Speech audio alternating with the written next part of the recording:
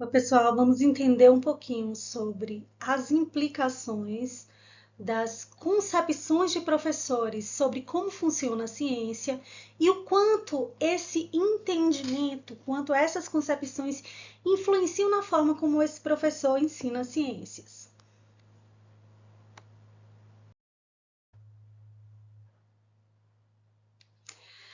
Alguns estudos mostram que as concepções de natureza da ciência de um professor, ou seja, a forma como ele pensa que funciona a ciência, indica a forma como ele ensina a ciência, influenciam no seu modelo didático. Isso porque esses estudos mostram que a filosofia das ciências tem uma relação direta com a didática das ciências. Isso significa que professores que compreendem bem sobre como funciona a ciência acabam buscando maneiras mais interessantes de ensinar ciências. O que a literatura diz é que professores que possuem CNCs, concepções de natureza da ciência, mais simplistas, ou seja, não entendem bem como funciona a ciência, acabam usando modelos didáticos menos complexos. E os professores que têm visões mais complexas, têm um melhor entendimento sobre como funciona a ciência, acabam desenvolvendo modelos didáticos, ou seja, ensinando ciências de uma forma mais complexa.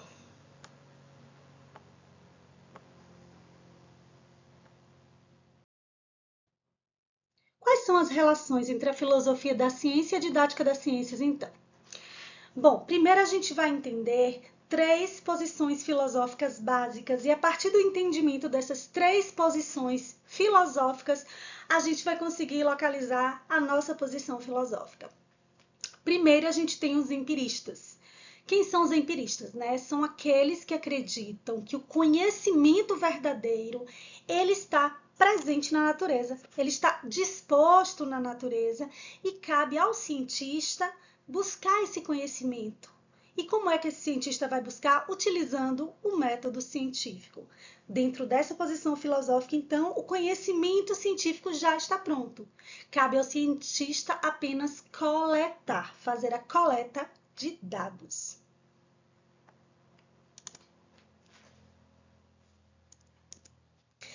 Como é que isso se expressa na didática das ciências, não é? Quem pensa dessa forma acaba acreditando que os conhecimentos já estão prontos no livro-texto, né? Prontos nas propostas de atividades que ele propõe, que o professor propõe, e que cabe ao estudante apenas coletar esse conhecimento, seja por meio da transmissão do professor, seja o professor passando esse conhecimento para o estudante, que é um método tradicional de ensino, ou então o professor propondo atividades para que o estudante redescubra um conhecimento que já está pronto nos livros didáticos, mas que ele vai aprender por meio de experimentos ou de atividades mais ativas, que é o que a gente chama na pedagogia de método da redescoberta. No Brasil, a gente localiza a influência do método da redescoberta com os escolanovistas, os pioneiros da escola nova, principalmente a partir da década de 20 e de 30 aqui no Brasil, quando eles propunham que os estudantes deveriam aprender através do método científico na sala de aula. Um outro grupo, né, de pessoas acredita no racionalismo, são os racionalistas. Eles defendem que o uso da razão leva à aquisição do conhecimento científico, que esse conhecimento é claro e acessível à mente humana por meio da contemplação e do raciocínio cuidadoso. Ou seja, para os racionalistas, o conhecimento é adquirido através do pensamento, da razão. E como isso se expressa na didática? Né? Na didática das ciências, ensinar ciência para os racionalistas é com foco em atividades que envolvem o uso do raciocínio lógico, o pensamento, a reflexão. Arres identifica com modelos didáticos absolutistas, ou seja, modelos didáticos que a gente poderia denominar de mais tradicionais ou por meio do método da redescoberta, como aqueles que A. São pautados no ideia mecanicista, estática e linear do ensino, ou seja, ensinar é sempre de uma determinada maneira, com princípio, meio e fim. E existem técnicas específicas para que qualquer pessoa consiga aprender. Isso é uma perspectiva absolutista para Harris. Bom, esses modelos absolutistas, eles possuem bases ou empiristas ou racionalistas, ou seja, os professores ensinam ciências ou através do método tradicional ou do método da redescoberta. Concebem que a ciência possui verdades definitivas e inquestionáveis. Para essas pessoas que possuem esses modelos didáticos absolutistas, a ciência já é detentora da razão. E essas verdades são inquestionáveis. Elas apostam no ensino transmissivo, né, com base no livro-texto.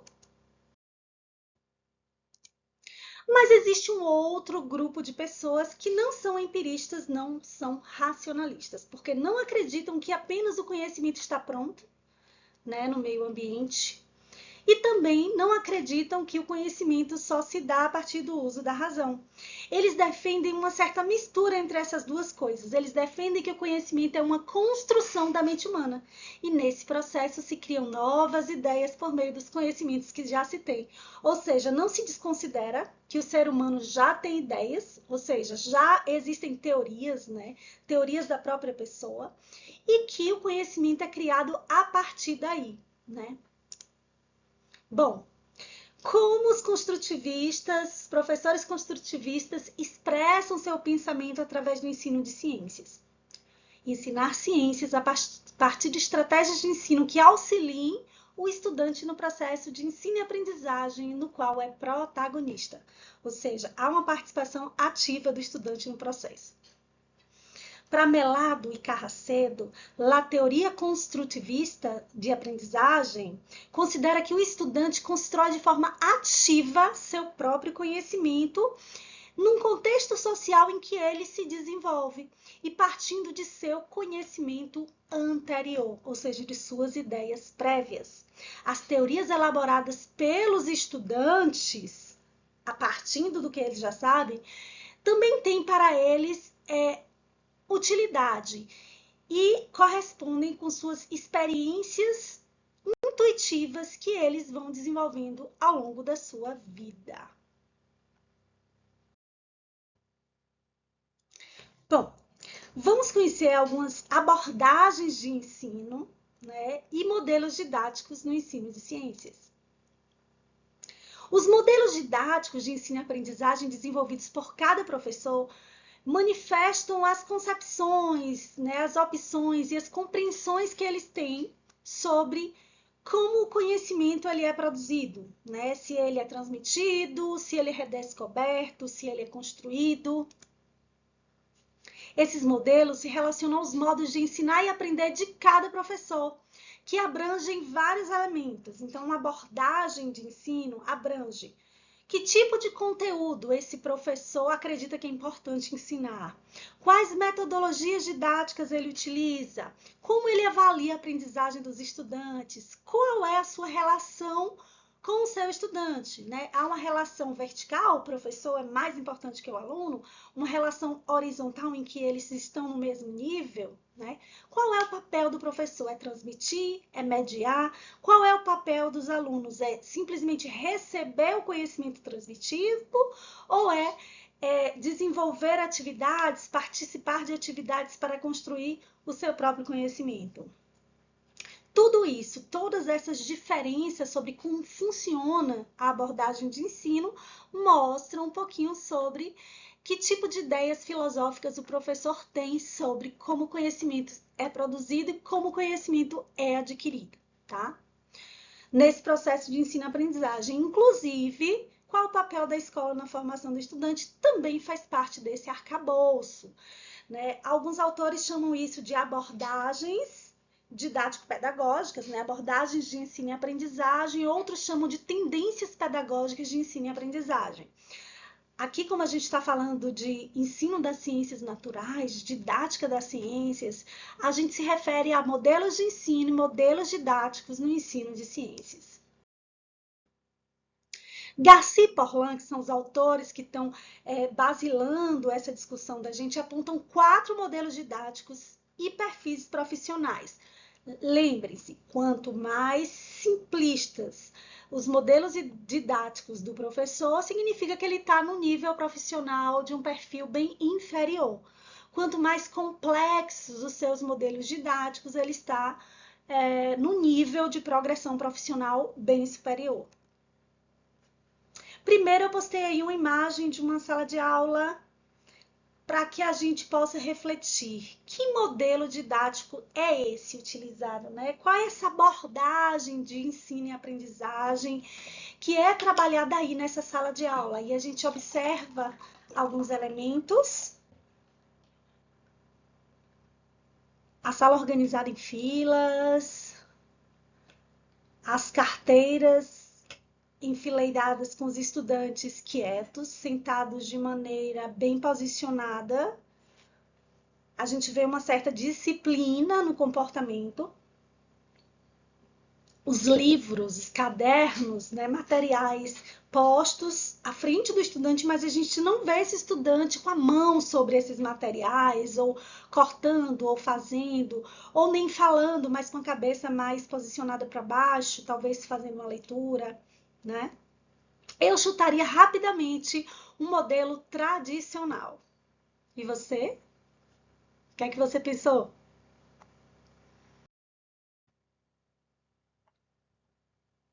Mas o que é esse modelo didático tradicional, né? É um modelo mais simplista na forma de ensinar, né? Dentro das abordagens e dos modelos didático-pedagógicos. O modelo didático tradicional se baseia na ideia de transmissão do conhecimento, né? Os professores tradicionais, eles baseiam o ato de ensinar em reproduzir conhecimentos que já estão prontos no livro didático, né? Então, para eles, na ciência, as verdades já existem, estão dispostas na natureza e cabe ao cientista apenas coletar esses conteúdos, coletar esses dados, né, em suas pesquisas, a partir do uso do método científico. Na sala de aula, esse professor acredita que o conhecimento ele está pronto nos livros didáticos, no currículo, e ele simplesmente é o detentor desses conhecimentos. O estudante não tem, né, esses conhecimentos, não são considerados conhecimentos prévios.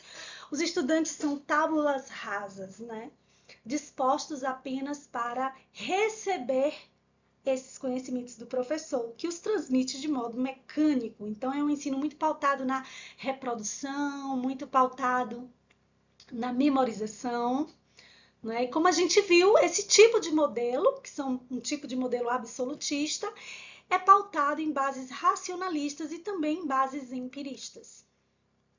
Arres aponta as distorções desse modelo. Por que esse modelo não é adequado, gente?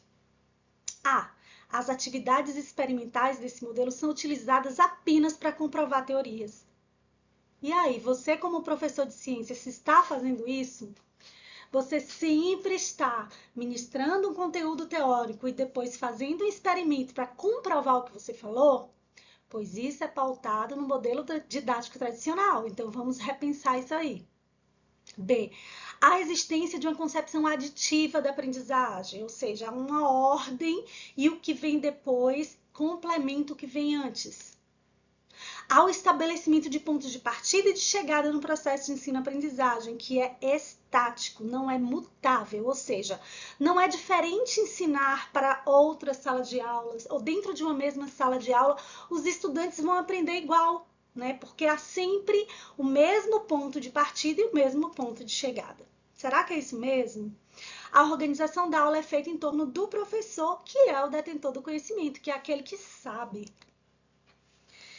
E esse processo acaba gerando o quê? Indisciplina, desinteresse e baixa autoestima dos estudantes. Por quê? Porque não é motivador não ser considerado, Todo mundo tem suas teorias pessoais, tem conhecimentos prévios. Um bebê, quando nasce, ele vem automaticamente sugar o peito. Então, a gente já tem uma programação genética, já tem determinadas ações que são intuitivas. Ainda mais uma criança que está em nível escolar, já aprendeu muitas coisas na sua vida. E, com certeza, tem muitos conhecimentos prévios, né? Então, desconsiderar o que o estudante já sabe, gerar um comportamento disciplinar rígido, muito rigoroso, não trabalhar em torno da motivação, não trabalhar em torno da ação desse estudante, acaba gerando o quê? Baixa autoestima, desinteresse e indisciplina. E é natural do cérebro humano, né, pela sua própria sobrevivência, demonstrar essa indisciplina num ambiente assim tão desinteressante. Aí nós temos um outro modelo didático.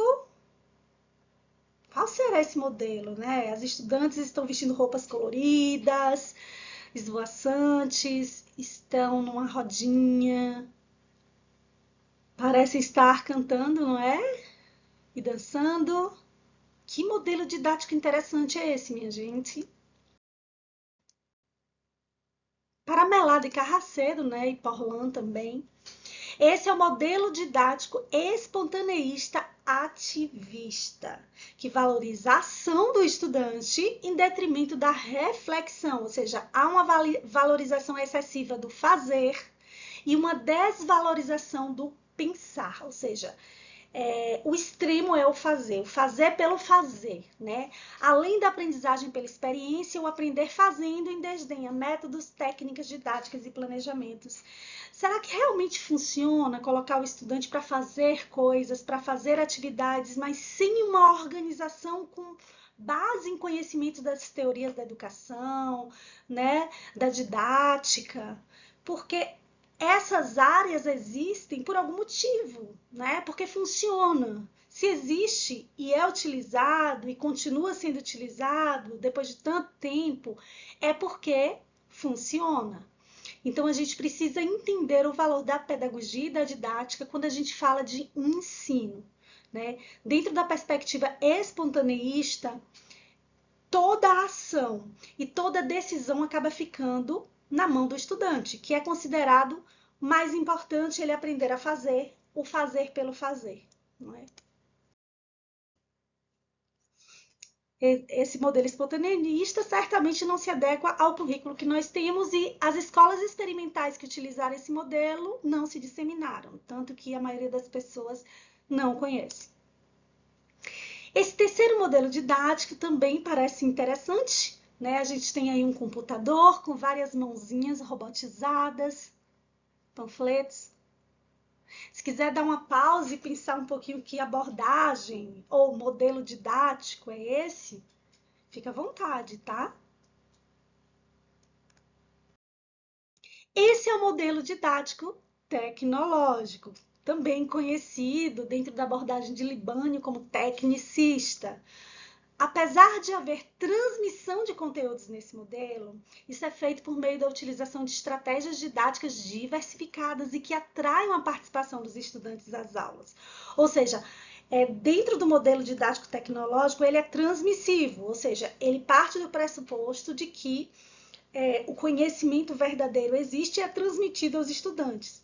Mas há uma preocupação com a motivação, há uma preocupação com a participação do estudante. Né? Há uma preocupação com a motivação desse estudante.